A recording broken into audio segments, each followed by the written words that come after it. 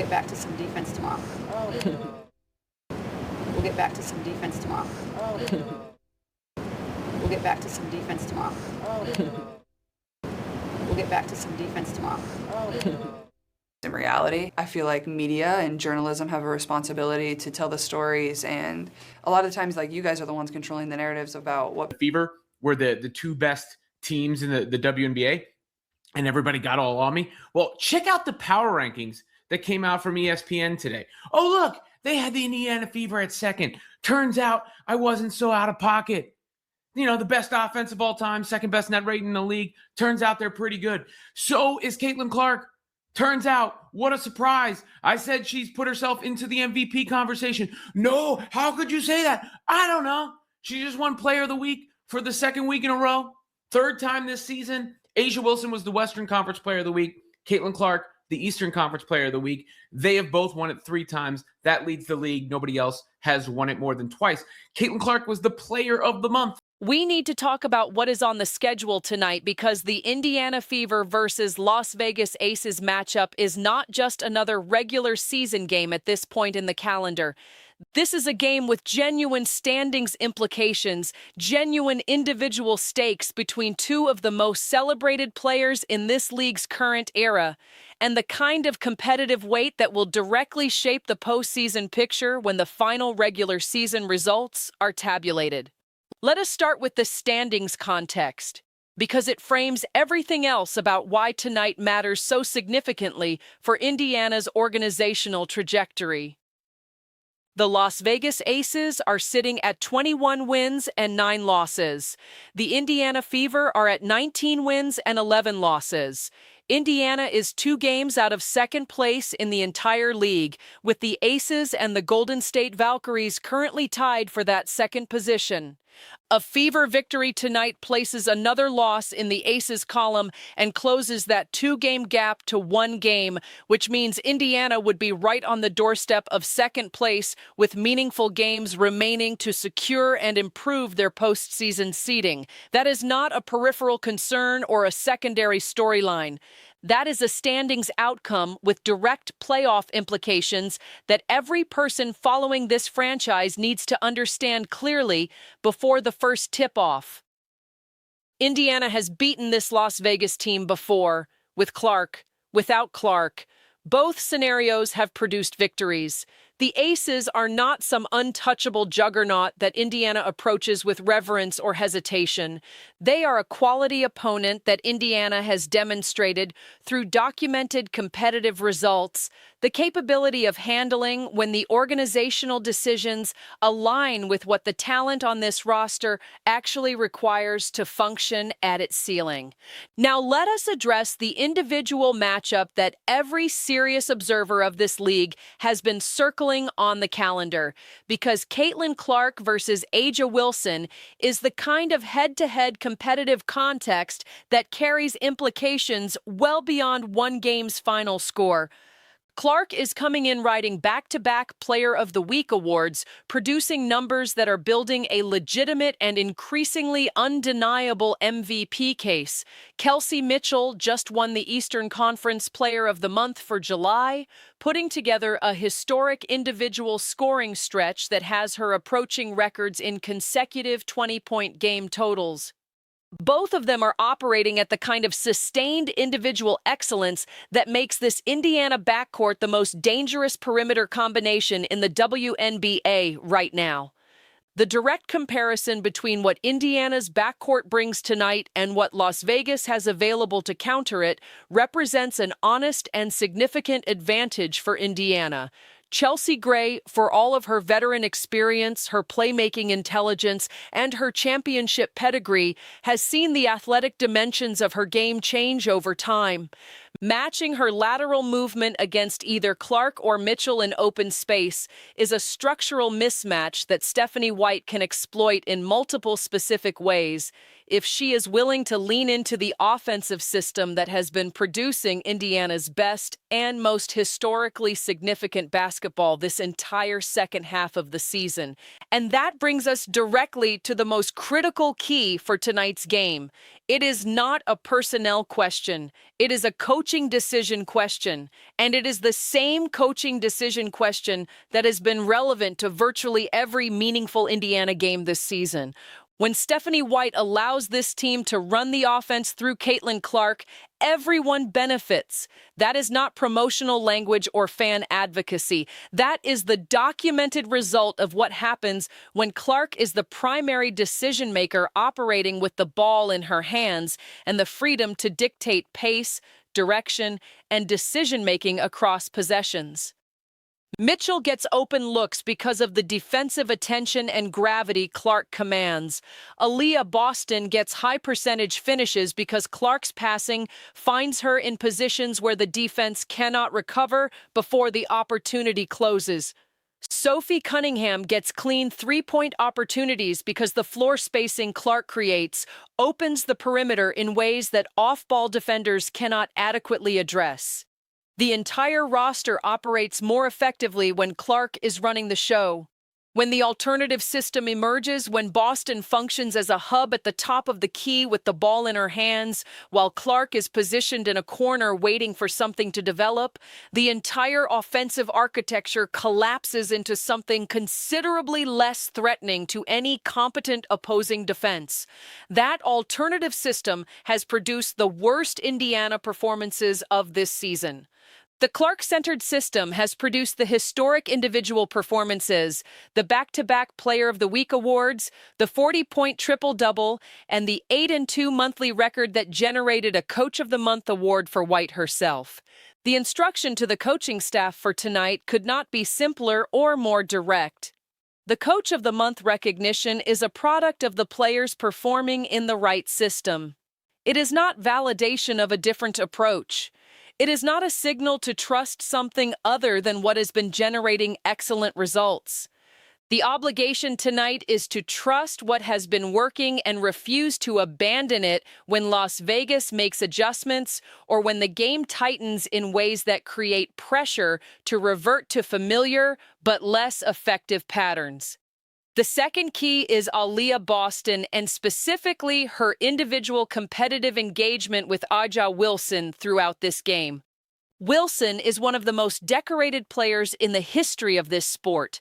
Her individual talent and her ability to create scoring opportunities from multiple positions on the floor are genuinely elite.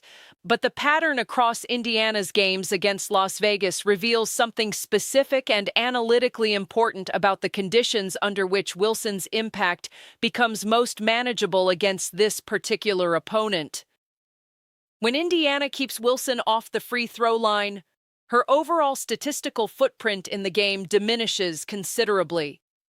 Wilson makes a significant portion of her scoring contributions through free throw production.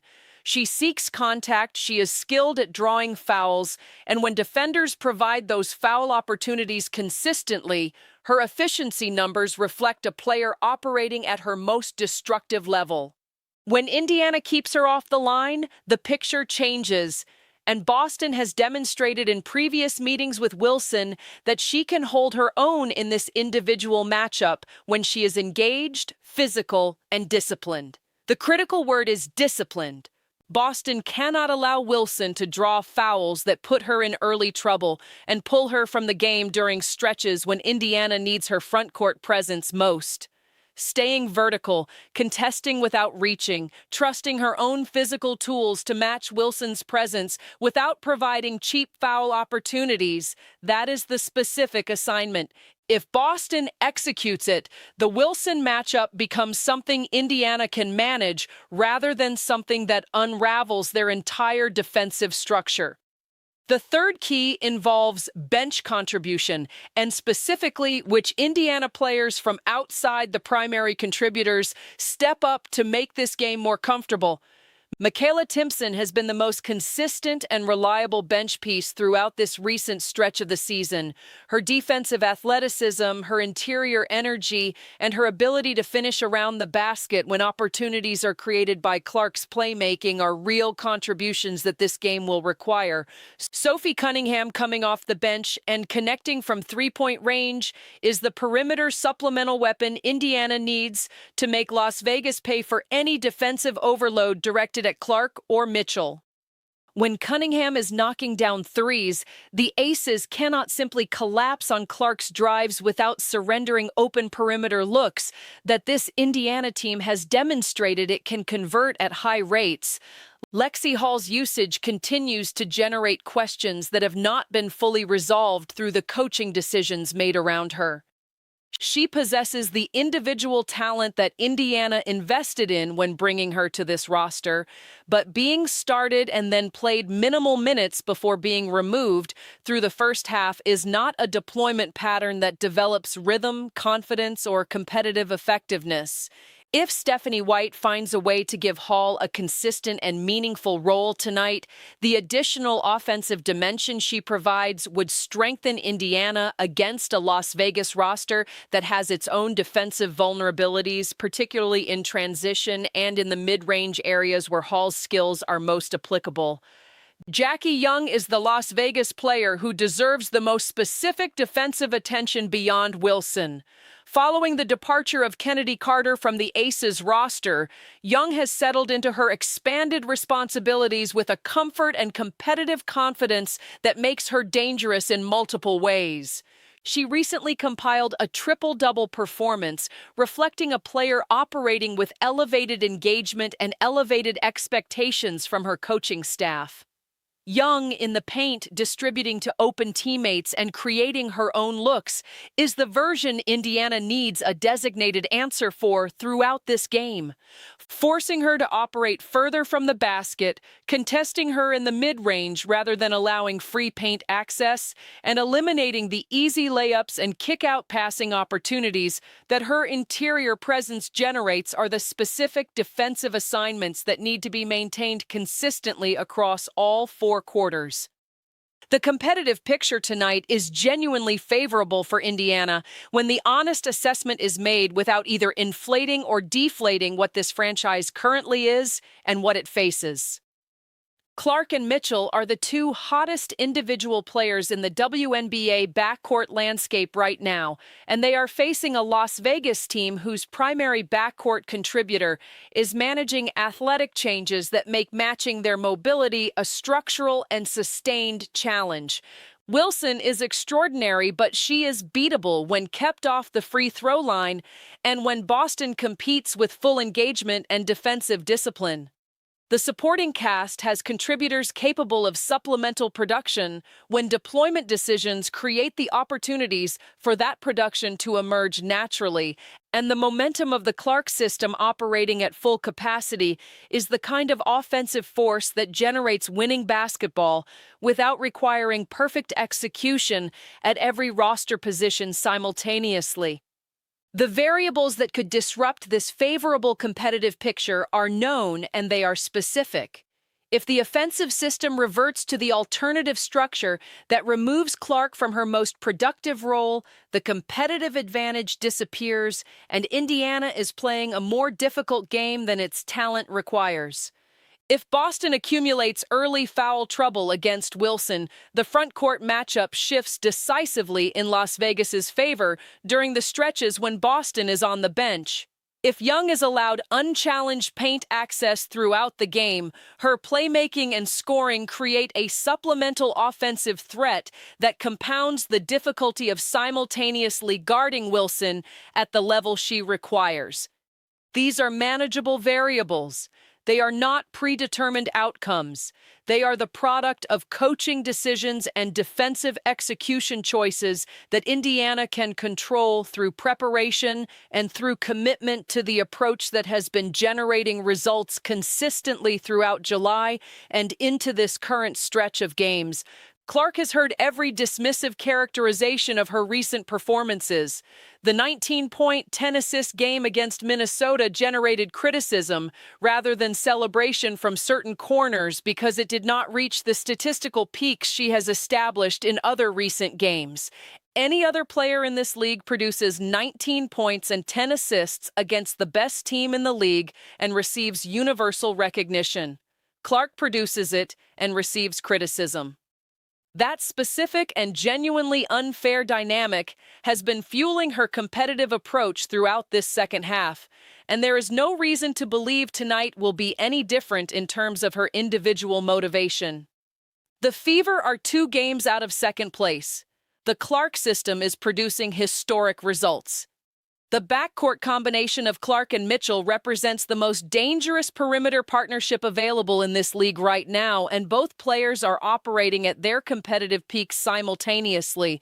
Boston has the individual tools to manage the Wilson matchup when she brings full engagement. The bench has contributors capable of meaningful supplemental impact when deployed with the consistency that develops rhythm and confidence. This game is Indiana's to win. Everything in place supports that conclusion. The coaching decisions made tonight will either reflect the understanding of what has been working or revert to the patterns that have undermined this team's ceiling at the worst possible moments throughout this season.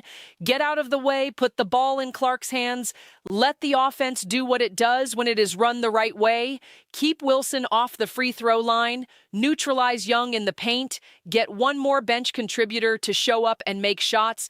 Do those things, and Indiana wins a game that moves them to 1 game out of second place with real time remaining to close the gap entirely. The Clark Show starts tonight, and the Las Vegas Aces have had fair warning about what that looks like when everything is aligned correctly.